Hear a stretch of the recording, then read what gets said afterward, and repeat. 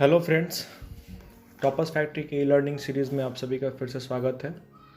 मैं ये आशा करता हूँ कि आप सभी अच्छे होंगे, स्वस्थ होंगे। आज से हम अपने इकोनॉमिक्स के लिए क्लासेस शुरू कर रहे हैं। इकोनॉमिक्स के क्लासेस में हम शुरुआत इंडियन इकोनॉमी के साथ करेंगे। तो आज हम इंडियन इकोनॉमी के पहले chapter Indian economy on the eve of independence इसको डिस्कस करेंगे। तो सबसे पहले चैप्टर के ओवरव्यू को समझ लेते हैं कि चैप्टर में हम लोग पढ़ने क्या वाले हैं। तो चैप्टर में हम लोग डिस्कस करेंगे कि जब ब्रिटिशर्स इंडिया को छोड़ के गए तो उस समय इंडियन इकोनॉमी के कंडीशंस क्या थे डिफरेंट सेक्टर्स में, एग्रीकल्चर में, ट्रेड में, इंफ्रास्ट्रक्चर में, और demographic conditions and occupational structure, इन सबों में क्या स्थिति थी, इकोनॉमी किस हालत में थी, कितनी बुरी थी। ये सब बातें हम लोग इस पार्टिकुलर चैप्टर में डिस्कस करेंगे। तो आइए चैप्टर में आगे बढ़ते हैं। देखिए, इंडियन इकोनॉमी को समझने के लिए सबसे ज़्यादा ज़रूरी ये चीज़ समझना है कि ब्रिटिशर्स इंडिया में क्यों आए। राइट, सबसे बड़ा क्वेश्चन, ब्रिटिशर्स आए ही क्यों इंडिया में। ठीक है, वो किसी और कंट्री में क्यों नहीं गए, या ऐसे क्या कंडीशंस थे जिन्होंने ब्रिटिशर्स को खींचा इंडिया की तरफ, उसको समझना ज़रूरी है। क्योंकि अगर हम ब्रिटिशर्स के माइंडसेट को पकड़ लें, हम ये समझ लें कि ब्रिटिशर्स की सोच क्या थी इंडिया के प्रति, जिस सोच के चलते वो इंडिया तक पहुँचे, तो हमारे लिए बेहतर होगा इंडियन इकोनॉमी को समझ पाना। ठीक है, देखिए आप खुद सोचो कि इंग्लैंड और इंडिया के बीच जो आप डिस्टेंस फिगर आउट करोगे, आप गूगल पे जाओ, सर्च करो, you will get to know that there is 7,544 kilometre England is far from India. इतनी दूरी है। तो इतनी दूरी से ब्रिटिशर्स इंडिया में आए, ऐसे ही नहीं आए होंगे। देयर मस्ट बी सब बिग मोटिव, उनका कुछ मोटिव रहा होगा, बड़ा मोटिव रहा होगा, उन्हें कुछ ऐसा दिखा होगा इंडिया के अंदर में जो उन्हें खींच के इंडिया तक लाया हो। ठीक है, हमें ये समझना पड़ेगा। क्योंकि ब्रिटिशर्स जो थे पहले, ब्रिटिशर्स के पहले भी भारत गुलाम रहा था, लेकिन उनके मेंटल एटीट्यूड में एंड ब्रिटिशर्स के मेंटल एटीट्यूड में बहुत अंतर था। तो इन बातों को समझना भी क्या है, ज़रूरी है। ठीक है, देखिए ब्रिटेन के साथ इंडिया कनेक्शंस कैसे जुड़ता है। पुराने समय में क्या था कि अरब ट्रेडर्स इंडिया से मसाले, टेक्सटाइल, ये सब चीज़ें खरीद करके और यूरोप में ले जाके बेचा करते थे। ठीक है, यूरोपियन कंट्रीज़ में। तो इस तरीके से क्या हुआ कि यूरोप में इंडिया का बहुत नाम था, यहाँ के मसालों का, यहाँ के टेक्सटाइल का, कपड़े का। तो उन लोगों के मन में ये आया ब्रिटिशर्स के कि क्यों ना इंडिया के साथ डायरेक्ट ट्रेड रिलेशनशिप स्टेब्लिश किए जाए। और इस बात को ध्यान में रखते हुए सन 1600 ईस्वी में 31 दिसंबर 1600 ईस्वी में ईस्ट इंडिया कंपनी का फॉर्मेशन हुआ। ठीक है, ये एक ऑफिशियल चार्टर्ड कंपनी थी, मतलब कि महारानी जो थी क्वीन एलिजाबेथ, उनके द्वारा एक चार्टर्ड साइन किया गया। और ये एक मतलब राजकीय कंपनी आप कह सकते हैं, इस रूप में फॉर्म हुई। ओके, इसके बाद से इन्होंने अपना पहला बिजनेस सेटअप कलकत्ता में किया, बंगाल में। ओके, ब्रिटिशर्स शुरुआती समय में ट्रेड करने के उद्देश्य से इंडिया में आए थे, क्योंकि वो यहाँ के रॉ मटेरियल्स और इन चीज़ों को ले जाकर ब्रिटेन में यूज़ करना चाहते थे, क्योंकि उनके इंडस्ट्रियल डेवलपमेंट का समय चला था उस समय में, तो इन चीज़ों के लिए ही। लेकिन जब ब्रिटिशर्स यहाँ पे आए तो उन्होंने ये देखा कि यहाँ पे बहुत से रिसोर्सेज अवेलेबल हैं, बहुत से ऐसे खनिज हैं, बहुत से ऐसे रिसोर्सेज हैं, मिनरल्स हैं, वॉटेवर, जो ज़मीन के नीचे हैं, जिनका आइडिया हमें नहीं था, या जिसे हम टेक्नोलॉजी ना होने चलते यूज़ नहीं कर पा रहे थे। ब्रिटिशर्स ने इन चीज़ों को देखा और धीरे धीरे उनके मन में लालच आया कि इस देश में बहुत सी ऐसी चीज़ें हैं जिनको हम अपने इंडस्ट्रियल डेवलपमेंट के लिए ब्रिटेन में यूज़ कर सकते हैं। और इस तरीके से उनके मन में ख्याल आया कि क्यों ना यहाँ पे राज ही किया जाए। ठीक है, इस ब्रिटिश रूल के एस्टेब्लिशमेंट के, क्योंकि ईस्ट इंडिया कंपनी आ चुकी थी इंडिया में, तो ईस्ट इंडिया कंपनी आ गई और ईस्ट इंडिया कंपनी के आने के बाद ये लोग व्यापारी के तौर पे काम कर रहे थे। लेकिन ब्रिटिशर्स बहुत ही इंटेलिजेंट थे, या बहुत ही आप चालाक कह सकते हो। ठीक है, उन्होंने क्या किया था कि अपने इंडस्ट्रियल सेटअप के लिए एक प्राइवेट आर्मी क्रिएट की हुई थी, कि वो जैसे हमारे यहाँ सिक्योरिटी कंपनी होती है उस तरीके से उन्होंने अपनी प्राइवेट आर्मी रखी थी कि ये हमारे इंडस्ट्रियल जो भी इस्टेब्लिशमेंट है उसकी सुरक्षा करेंगे। और धीरे धीरे ये उन्होंने आर्मी अपना क्रिएट करना शुरू कर दिया। ठीक है, 1757 में, इन 1757,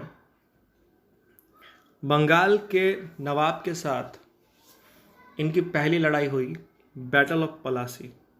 बैटल ऑफ पलासी को वो सबसे पहला युद्ध माना जाता है जिसके बाद से ब्रिटिशर्स का रूल जो है वो फैलना शुरू हुआ इंडिया में। ठीक है, तो यहाँ पे अभी हम इतने देर में समझ गए कि ब्रिटिशर जो थे उनके अंदर में इंडिया को एक्सप्लोर करने का, इंडिया के रिसोर्सेज को यूटिलाइज करने का, यहाँ से उठा के ब्रिटेन ले जाने का और यहाँ के लोगों को बर्बाद करने का, यहाँ के ट्रेड को ख़त्म करने का। ठीक है, ये पूरा प्लान वो बना के बैठे हुए थे। ठीक है, आगे अगर आप देखो, आप खुद सोचो ना, हमें हमेशा ये बोला गया कि we are a backward nations, we are developing nations, हम ये कर रहे हैं, but you will get surprise कि India had almost 23% share in the world trade before the advent of Britishers into India. और जब ब्रिटिशर्स इंडिया से चले गए तो इंडिया का जो शेयर था वर्ल्ड ट्रेड में वो मात्र 3% बचा था। तो आप खुद सोच सकते हैं कि कितने स्ट्रेटेजिकली तरीके से वो आए, हमें, हमारे दिमाग को, हमारे रिसोर्सेज को हर स्तर पे हमें उन्होंने बर्बाद किया, and then they moved back. Okay, तो खैर ये तो कहानी रही कि ब्रिटिशर्स आए क्यों। ठीक है, ये इससे आपके एग्ज़ाम का कोई लेना देना नहीं है। जो बच्चे सिर्फ नंबर के लिए पढ़ते हैं तो ये कहानी स्किप भी कर सकते हैं, उससे कोई समस्या नहीं है। लेकिन ये आपको एक आइडिया देगा, एक सोच देगा कि जब आप अलग सेक्टर्स पे इवेंट पढ़ने जाओगे कि क्या इफेक्ट रहा, ठीक है, ब्रिटिशर्स के जाने के बाद, तो आपके मन में एक सोच रहेगा कि वो इंडस्ट्रियली डिस्ट्रॉय करना चाहते थे इंडिया को, रिसोर्सेज यहाँ से उठा के ले जाना चाहते थे। तो आपके दिमाग में जब ये बातें रहेंगी तो आपको चीज़ें बेहतर तरीके से समझ में आएंगी। Okay, so if we talk about the basic purpose of British rule in India, so the basic objective of Britishers was to convert India into a feeder economy. Feeder economy means what?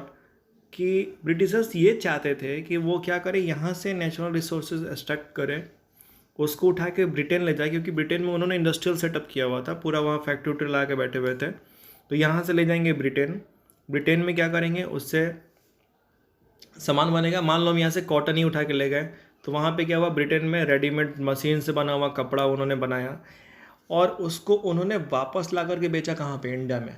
तो India को उन्होंने feeder economy में convert करना चाहा कि ठीक है, हम क्या करेंगे, यहीं से उठाएंगे, ले जाएंगे, बनाएंगे और फिर यहीं बेचेंगे। ठीक है, मतलब कंप्लीट बिजनेसमैन स्ट्रेटजी वो लोग आके बैठे हुए थे। तो ये इनका बेसिक पर्पस था कि convert India into a feeder economy.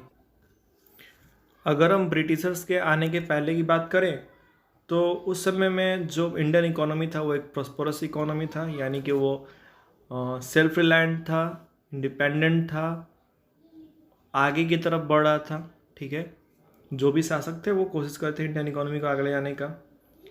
Mostly agrarian economy था हमारा, यानी कि जो भी लोग थे वो उनका जो मेन लिवलीहुड, ठीक है, जीवन यापन का साधन था वो एग्रीकल्चर ही था। ओके, जो हमारा हैंडीक्राफ्ट इंडस्ट्रीज था, हैंडीक्राफ्ट मतलब हाथ का काम, हाथ से जो चीज़ें बनाई जाती हैं, ठीक है, कारीगरी वाला, ये वर्ल्ड रेनोवल था, मतलब इंडिया का नाम था इसके लिए, ठीक है। ब्रिटिशर्स के आने के पहले handicraft industries in the field of cotton and textile, metal and precious stone works, ठीक। handicraft product enjoyed a worldwide market due to its reputation of fine quality of materials used and the high standard of the craftsmanship, ठीक है। India के painting का काम, ठीक है, कढ़ाई का काम, ये वर्ल्ड रेनोवल था, मतलब नाम था इंडिया का हर जगह, ठीक है, ब्रिटिश के आने के पहले। तो ब्रिटिशर्स ने इन चीज़ों को देखा और ब्रिटिशर्स के आने के बाद उन्होंने ये प्लान किया कि इसको ख़त्म करना है, ठीक है। ये लोग जो अपना नाम बना के बैठे हैं ना, इनके नाम को ख़त्म करना है, ताकि आने वाला जो जनरेशन हो उसको यही फील हो कि इंडिया में कुछ नहीं था, हम एक पुअर कंट्री रहे हैं, ओके। ये ब्रिटिशर्स की पूरी कोशिश थी, क्योंकि ब्रिटिशर्स सिर्फ हमें इकोनॉमिकली डिस्ट्रॉय नहीं करना चाहते थे, ब्रिटिशर्स हमें मेंटली भी डिस्ट्रॉय करना चाहते थे। ये दोनों ही मोटिव वो लेकर के बैठे थे कि इंडिया का जो आगे का फर्दर जनरेशन हो वो मेंटली भी डिस्ट्रॉय हो जाए, उसके दिमाग में यही रहे कि हम एक गरीब नेशंस रहे हैं। अगर इकोनॉमिक सिचुएशंस की बात करें तो ब्रिटिश गवर्नमेंट ने खुद से कभी कोशिश नहीं करा कि वो नेशनल इनकम या पर कैपिटा इनकम कैलकुलेट कराए, क्योंकि वो चाहती ही नहीं थी कि ये हो, ठीक है। क्योंकि अगर ऐसा होगा तो कल होकर के अगर मालूम चले कि पॉवर्टी या गरीबी बहुत ज़्यादा हो रही है तो उन्हें इसके लिए कुछ करना होगा, तो वो खुद से चाहते ही नहीं थे, उनका तो कोई मकसद ही नहीं था इंडिया को डेवलप कराने का। फिर भी कुछ इकोनॉमिक्सटों ने इंडिविजुअल लेवल पे कोशिश करी, इनमें Dada Bhai Naoroji, William Digby, Findlay Shirras, VKRB Rao, RC Desai, इन लोगों का नाम आता है। लेकिन अगर प्री इंडिपेंडेंट इंडिया में बात करें तो दादा भाई नौरोजी जो है उनका सबसे सटीक माना गया था, ठीक है, नेशनल इनकम कैलकुलेशन में। जो GDP ग्रोथ रेट था, ठीक है, वो मात्र 2% था उस समय में, तो आप सोच सकते हैं कि कितना कम था। और जो पर कैपिटा इनकम में ग्रोथ रेट था वो मात्र 0.5% का था, ठीक है। ये डेटाज आप याद रख लेंगे, स्टैटिक डेटा है, आ सकता है एग्जाम में। आगे हम सेक्टर वाइज बातें करेंगे कि एग्रीकल्चर में, इंडस्ट्री में, ट्रेड में क्या था। तो आज के लेक्चर में एग्रीकल्चर तक हम लोग फोकस रहेंगे। आइए एग्रीकल्चर सेक्टर को देखते हैं। तो ब्रिटिश इंडिया के दौरान जो मैक्सिमम लोग थे, near about 85% of countries population were lived in village and engaged in agriculture और अलाइड सर्विसेज, ठीक है। एग्रीकल्चर या उससे जुड़ी हुई काम में ही वो लोग लगे हुए थे, ठीक है। बाकी सारा काम तो ब्रिटिशर्स ऐसे भी ख़त्म कर ही चुके थे, ठीक है। इसके साथ ही साथ अगर हम देखें तो इतना पॉपुलेशन एग्रीकल्चर में इन्वॉल्व होने के बावजूद हमारा देश सेल्फ सफिशिएंट नहीं था कि वो अपनी पूर्ति कर सके, ठीक है, खाने पीने की वो पूर्ति कंप्लीट हो सके जितनी रिक्वायरमेंट है, या जो इंडस्ट्रियल रिक्वायरमेंट है कि जो इंडस्ट्री के लिए रॉ मटेरियल चाहिए वो पूरी हो जाए, ठीक है। ये करने में हम सक्षम नहीं थे, इसके बहुत से कारण रहे, ठीक है। इसको हम लोग रीजन्स को वन बाई वन डिस्कस करेंगे। टेक्निकली अगर हम बात करें तो खेती बाड़ी एग्रीकल्चर के काम में स्थिरता बनी हुई थी, स्टेगनेशन था, ठीक है, कोई चेंज नहीं था, अनरेस्ट की स्थिति थी, ठीक है। तो इंडियन इकोनॉमी में एक स्टेगनेशन की कंडीशंस बनी हुई थी। स्टेगनेशन मतलब होता है कि चेंज का ना होना, ठीक है, चीज़ें स्थिर हो जाना, कोई चेंज ना होना, that situation is known as stagnation. तो एग्रीकल्चर सेक्टर जो था इंडियन इकोनॉमी का था वो उसमें स्टेगनेशन बनी हुई थी, ठीक है। इसके जो मेन रीजंस थे उससे हम लोग वन बाई वन डिस्कस करेंगे। तो सबसे पहला रीज़न था वो था लैंड सेटलमेंट सिस्टम। तो लैंड सेटलमेंट सिस्टम अगर हम डिस्कस करें ब्रिटिश एरा में, तो ब्रिटिशर्स क्या थे कि देखो, ब्रिटिशर्स जो थे वो बहुत ही कम संख्या में इंडिया आए थे, ठीक है। उनके पास ऑफिसर्स, सोल्जर्स इतने ज़्यादा नहीं थे कि इंडिया का जोग्राफिकल एरिया बहुत बड़ा है, तो इतने बड़े जोग्राफिकल एरिया के लिए अब वो कैसे सब कुछ खुद मैनेज करते हैं, और उनको हर लेवल पे एक्सप्लॉइट करना था इंडियंस को। तो उन्होंने क्या किया, एक सिस्टम बनाया, ठीक है। That system is known as zamindari system. Zamindari system के अंदर में क्या था कि whatever profit accruing out of agriculture sector went to the zamindars in form of lagan. तो ब्रिटिशर्स ने क्या किया कि जो भी किसी एरिया के पूंजीपति या पावरफुल लोग थे उनको ज़मींदार बना दिया और उनको वो एरिया प्रोवाइड कर दिया कि ठीक है, ये वॉट एवर मान लो कि जो भी एरिया है तुम्हारा, ये एरिया हम तुम लोग को दे रहे हैं, आप अपने यहाँ खेती बाड़ी का काम करवाओ, ठीक है। जो भी प्रॉफिट हो रहा है उसका सर्टेन परसेंटेज ब्रिटिशर्स ने फिक्स कर दिया कि वो अमाउंट ज़मींदार क्या करेंगे, कल्टीवेटर से यानी किसान से कलेक्ट करेंगे और ब्रिटिश गवर्नमेंट के खाते में, खजाने में जमा करवाएंगे, ठीक है। अगर ज़मींदार फेल हो जाते हैं जमा करवाने में, ठीक है, एक स्पेसिफाइड टाइम फिक्स रहता था, ठीक है, उसके अंदर ही उनको कराना होता था ज़मींदार्स को डिपॉजिट। अगर ज़मींदार फेल हो गए ये करने में तो उनकी ज़मींदारी का जो अधिकार मिला हुआ उनको, वो अधिकार ब्रिटिश गवर्नमेंट छीन लेती थी, ठीक है। तो यहाँ पे क्या था कि how smartly they are playing with Indians people, you can see कि ज़मींदार कोई विदेशी नहीं होता था, ज़मींदार इंडियंस ही होते थे। इंडियन को ही ज़मींदार बनाया और जो कल्टीवेटर है वो भी इंडियन ही है, ठीक है, उनसे खेती करवाया और इंडियंस के थ्रू क्या किया, रेवेन्यू को वसूल के अपने पास रख लिए, ठीक है। Britishers were dam smart. तो दूसरा पॉइंट है एग्रीकल्चर सेक्टर के पीछे होने में, वो था कमर्शलाइजेशन ऑफ एग्रीकल्चर, ठीक है। कमर्शलाइजेशन ऑफ एग्रीकल्चर का जो मतलब होता है, it means production of crop for sale in the market rather than for self consumption, ठीक है। क्रॉप को, ठीक है, क्रॉप का उत्पादन किस लिए, मार्केट में बेचने के लिए, यानी कैश क्रॉप्स ज़्यादा उगेंगे, फूड क्रॉप्स पे उतना क्या किया, ध्यान नहीं किया जाएगा, ठीक है। तो during the British rule farmer were given higher prices for producing cash crops like cotton और jute. However, this did not improve the economic conditions of farmer because instead of producing food crops, they were producing cash crops which were to be ultimately used by the British industries, ठीक है। अब क्या था कि यहाँ पे cash crop Britishers उगवा रहे थे और उसको उठा करके लेके जा रहे थे कहाँ, ब्रिटेन। ब्रिटेन ले जाएंगे, अपनी इंडस्ट्री में यूज़ करेंगे और उससे क्या करेंगे, फिनिश गुड बनाएंगे, लाइक इंडिया में बेच देंगे। तो भैया ठीक है, आप कैश क्रॉप उगवाए, अपनी इंडस्ट्री को सेटअप किए, बनाए, लेकिन क्या हमारी फूड रिक्वायरमेंट पूरी हो पा रही थी? नहीं, ठीक है। यही सोचो, इसी चलते तो इतना कम पॉपुलेशन था उन समय में, तब भूखमरी के चलते करोड़ों लोग मर गए थे। जब बंगाल में महामारी फैली थी और भूखमरी के चलते कितने लोग मर गए, ठीक है। तो इवन एग्रीकल्चर पे डिपेंडेंट होने के बावजूद, चूँकि कैश क्रॉप का प्रोडक्शन ज़्यादा था और फूड क्रॉप्स का कम था, हम एग्रीकल्चर ही क्या हो गए, पीछे हो गए, ठीक है। अपनी जो सेल्फ रिक्वायरमेंट थी फूड क्रॉप्स की, उसको पूरा नहीं कर पा रहे थे। नेक्स्ट जो पॉइंट है वो है लो लेवल ऑफ प्रोडक्टिविटी, ठीक है। ठीक है, खेती बाड़ी तो हो रहा है, लेकिन आज के समय में जो टेक्नोलॉजी हमारे पास है, जो इक्विपमेंट्स हैं, जो सिंचाई के साधन उपलब्ध हैं, ठीक है, क्या वो थे? कुछ नहीं था, ठीक है। There was lack of technology, lack of irrigation facility, ठीक है, totally negligence from the government, from the zamindars, क्योंकि जमींदार्स को तो बस मतलब था क्या कि पैसा ले लेना है कल्टीवेटर से, ठीक है, उसको कोई वो चीज़ प्रोवाइड करने जा रहा था, ठीक है।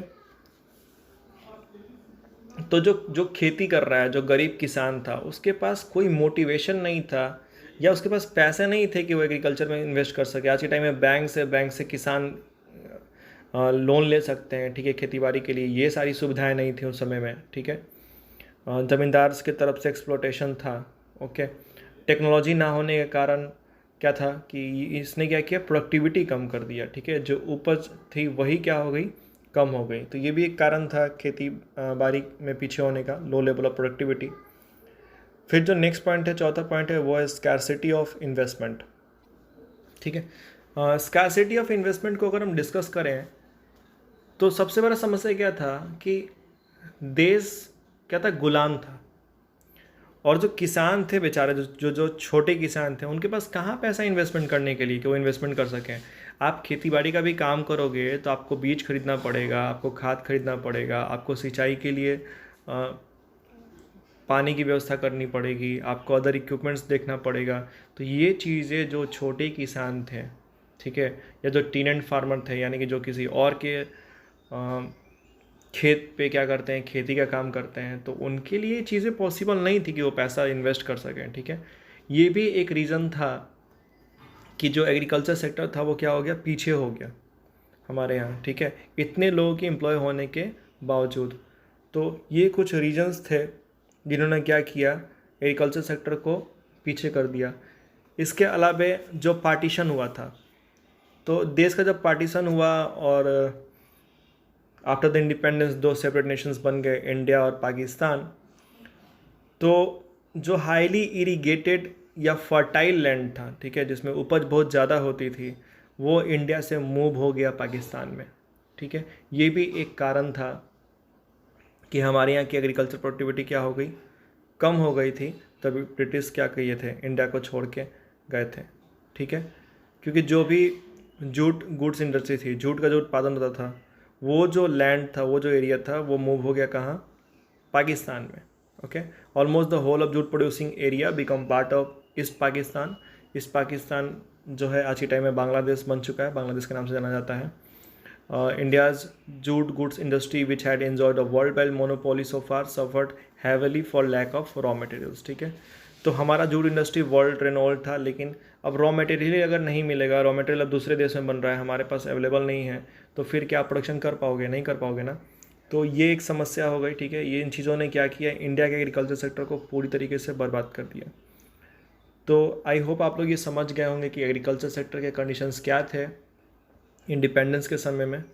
आज ये पहला लेक्चर था हमारा। ठीक है, यहाँ पे हमने सिंपली ये समझा कि ब्रिटिशर्स आए क्यों, और उनके आने के बाद से इंडियन इकोनॉमी के एग्रीकल्चर सेक्टर पे क्या इफ़ेक्ट रहे। ठीक है, अगले क्लास में हम इंडस्ट्रियल सेक्टर को, फॉरेन ट्रेड को, और अलग जो डेमोग्राफिक एंड जोग्राफिकल कंडीशंस थे उसको डिस्कस करेंगे कि ये चीज़ें क्या रहीं। ठीक है, और इंडियन इकोनॉमी को आप इन डिटेल पढ़ेंगे तो आपको ज़्यादा फ़ायदा होगा। ठीक है, क्योंकि ये जो पोर्शन है ये आपको +2 लेवल पे तो हेल्प करेगा ही। अगर आपको आगे प्लान है यूपीएससीज वगैरह में प्रिपरेशंस के लिए, तो वहाँ पे एक पेपर इंडियन इकोनॉमी होता है।